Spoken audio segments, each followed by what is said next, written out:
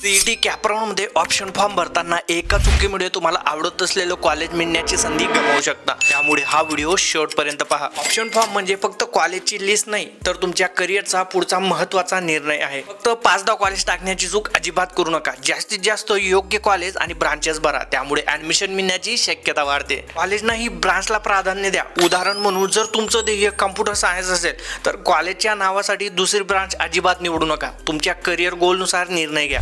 Previous year cut off पाहूनच preference ठेवा।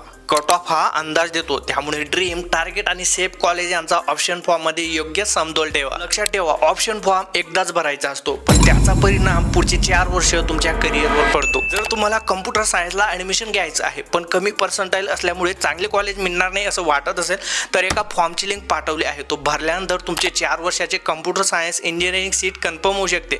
तेही भारतातील टॉप 13 कॅम्पसेसमध्ये। अजून मिनिमम 30,000 रुपये स्टायपन मिळेल कंपनीच्या ऍक्च्युअल प्रोजेक्टवर काम करता। आणि गुगलच्या मेंटर्स कडून कोचिंगचे मास्टर क्लासेस सुद्धा करता येतील। फक्त CS अशी कमेंट करा, फॉर्म मेसेज मध्ये येऊन जाईल। हा होता करिअर आफ्टर 12 5चा एपिसोड 5वा। हा व्हिडिओ सेव्ह करून घ्या, तुमच्या मित्रांना शेअर करा आणि नेक्स्ट एपिसोड पाहण्यासाठी तिरमले जॉबला फॉलो आणि सबस्क्राईब करा।